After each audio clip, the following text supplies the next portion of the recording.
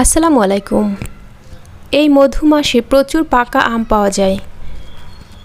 এই চান্সটা মিস না করে চলুন পাকা আম দিয়ে দারুণ মজার একটা হালুয়া তৈরি করি। এই হালুয়াটা অনেক বেশি কালারফুল হয়, এজন্য বাচ্চারা খুব পছন্দ করবে। রেসিপি ভালো লাগলে একটা লাইক দেওয়ার অনুরোধ রইল। চ্যানেলের সাথে কানেক্টেড থাকতে নিচে সাবস্ক্রাইব লেখা লাল বাটনে ক্লিক করে পাশে আসা বেল আইকনটিও প্রেস করে দিন। পাকা মিষ্টি আম দিয়ে এই হালুয়াটা তৈরি করতে হয়। আমি যে আমটা ব্যবহার করছি, আমটা অনেক বেশি পাকা আর মিষ্টি।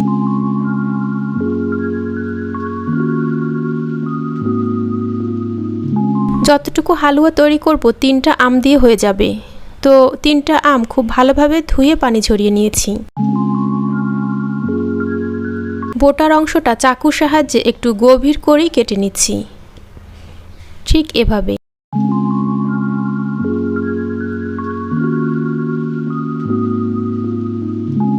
আমটা যেহেতু অনেক বেশি পাকা, চাকু ব্যবহার না করেই হাতের সাহায্যে খুব ভালোভাবে খোসা ছাড়িয়ে নেওয়া যাচ্ছে।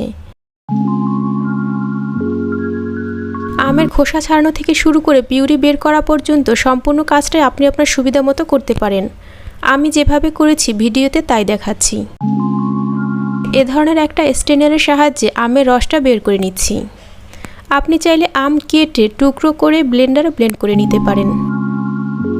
এ ধরনের ছাঁকনি দিয়ে আমের রসটা বের করলে উপরের দিকে আঁশের অংশটা থেকে যাবে আর নিচে থেকে রসটা পড়ে যাবে। এই যে দেখুন, উপরে কিন্তু আঁশটা অলরেডি রয়ে গেছে। তবে আমি যে আমটা ব্যবহার করেছি ওতে আঁশের পরিমাণ একদমই কম। 3টা আম দিয়ে এতটুকু রস আমি পেয়েছি, যেটা দিয়ে আমার আজকের হালুয়াটা তৈরি করা যাবে। হালুয়া তৈরি করতে এখানে আমি সুজি ব্যবহার করব। প্রায় হাফ কাপের মতো সুজি হবে।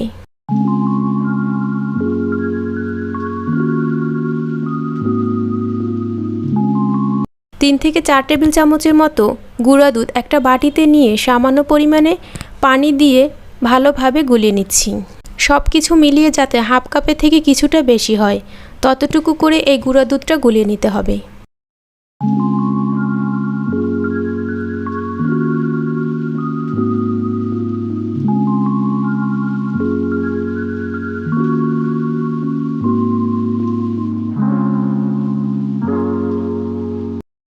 হালুয়া জাতীয় খাবার তৈরিতে ঘি ব্যবহার করলে হালুয়ার স্বাদটা অনেক গুণে বেড়ে যায়।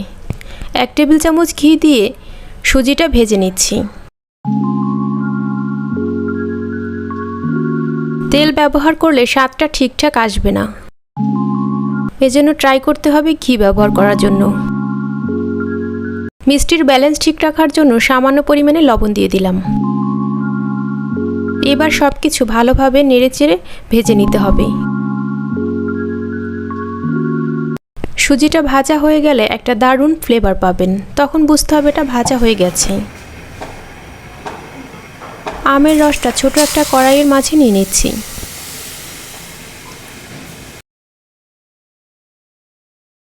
চুলার আঁচটা একেবারে লো করে দিয়ে অর্ধেকটা ভেজে রাখা সুজি দিয়ে দিচ্ছি।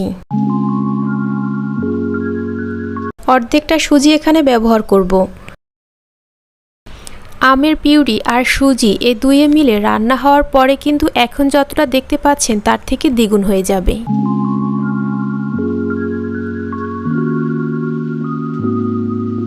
ভিডিওতে একটু খেয়াল করলেই বুঝতে পারবেন কালারটা কত সুন্দর এসেছে। এখানে কোনো ধরনের ফুড কালার ব্যবহার করতে হবে না, আপনি যদি একেবারে ভালো পাকা মিষ্টি আম ব্যবহার করেন। কিছুক্ষণের মধ্যেই কিন্তু সুজি আমের রসটা অনেকটাই টেনে নেবে আর ঘন হয়ে যাবে। হালুয়ার স্বাদ বাড়াতে আর সুজিটা ঠিকঠাক মতো রান্না করতে 2 থেকে 3 টেবিল চামচের মতো গুলিয়ে রাখা গুঁড়া দুধ দিয়ে দিচ্ছি। আবারও খানিকক্ষণ নেড়ে চেড়ে সুজিটা ভালোভাবে রান্না করে নিতে হবে। যেহেতু সুজিটা আগে থেকে ভাজা ছিল, এটা ভালোভাবে রান্না হওয়ার আসলে কিছু নেই, তবে একটু সিদ্ধ করে নিতে হবে ভালোভাবে। বাকি যে অর্ধেকটা সুজি রেখেছিলাম ওটা এবার রান্না করব। গলিয়ে রাখা গুঁড়া দুধের ভিতরে 2 টেবিল চামচের মতো চিনি দিয়ে ভালোভাবে মিশিয়ে নিচ্ছি। সুজির ভিতরে দিয়ে ভালোভাবে নেড়েচেড়ে এই সুজিটাও রান্না করে নিতে হবে, তবে এটা সাদা অবস্থায় থাকবে। আমটা যেহেতু মিষ্টি, ওখানে আর চিনি ব্যবহার করিনি। এ অবস্থায় কিছুটা চিনি ব্যবহার করে সাদা সুজিটা মিষ্টি করে নিতে হবে। হালুয়া সেটিংয়ের জন্য যে বাটিটা ব্যবহার করব, ওই বাটিতে সামান্য ঘি মেখে নিচ্ছি।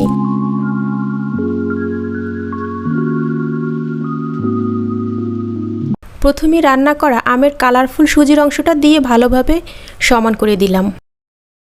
এবার মাঝখানে দিয়ে দিচ্ছি সাদা সুজির অংশ। যেহেতু এটা লেয়ার হালুয়া তৈরি করব, এর জন্য ধাপে ধাপে এক কালারের পর আরেক কালার দিয়ে দিচ্ছি।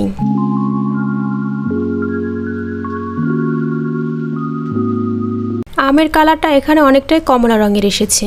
সাদা আর কমলা মিলে দারুণ একটা কালার কম্বিনেশন হয়েছে, যেটা দেখতে কিন্তু অসাধারণ লাগছে। সাদা সুজির হালুয়াটা দেওয়ার পরে উপর থেকে আবার দিয়ে দিচ্ছি আমের সুজির হালুয়াটা। লেয়ারগুলো খুব ভালোভাবে সেট করে নিতে হবে। চামচের সাহায্যে হোক বা যেভাবে হোক চেপে চেপে খুব ভালোভাবে এটা সেট করে নিতে হবে। যত ভালোভাবে হালুয়াটা সেট করা যাবে, এটা কিন্তু ততটাই ভালোভাবে মিশবে। আর হালুয়া কেটে নেওয়ার পরেও কিন্তু দেখতে অনেক ভালো লাগবে। হালুয়া সেটিংয়ের কাজ শেষ হলে খুব ভালোভাবে ঠান্ডা করে নিতে হবে। ভালো হয় যদি আপনি ফ্রিজে রেখে ঠান্ডা করে নেন। যত ভালোভাবে ঠান্ডা হবে, তত ভালোভাবে হালুয়া কেটে শেপ দেওয়া যাবে। ঘি আর পাকা আমের মিষ্টি ঘ্রাণ চারদিকে যেন মৌ মৌ করছে। সব কিছু মিলিয়ে অসাধারণ। হালুয়াটা পুরোপুরি ঠান্ডা হওয়ার পরে চাকুর সাহায্যে চারদিক থেকে এভাবে ছাড়িয়ে নিচ্ছি। হালুয়াটা রুটি, পরোটা অথবা এমনি খেতেও কিন্তু অনেক ভালো লাগে। আমের সিজন থাকতে একবার হলেও বাসায় ট্রাই করবেন, আশা করছি নিরাশ হবেন না। আর হালুয়াটা বানিয়ে অবশ্যই কিন্তু আমাকে কমেন্ট করে জানাবেন আপনার কাছে হালুয়ার টেস্টটা কেমন লেগেছিল। আমি এখানে গোল বাটি ব্যবহার করেছি। আপনার কাছে যদি স্কোয়ার শেপ বাটিটা থাকে তাহলে ওটাতে হালুয়াটা সেট করবেন, তাহলে দেখতে আরও ভালো লাগবে। এখন আপনি আপনার পছন্দ মতো যে কোনোভাবে পিচ করে হালুয়াটা পরিবেশন করতে পারেন। ভিডিও ভালো লাগলে প্লিজ আমার চ্যানেলটি সাবস্ক্রাইব করবেন আর ভিডিওতে একটা লাইক দিয়ে উৎসাহিত করবেন, যাতে এ ধরনের নিত্য নতুন ভিডিও তৈরি করতে পারি। আজকের ভিডিওটা দেখার জন্য অসংখ্য ধন্যবাদ। আল্লাহ হাফেজ।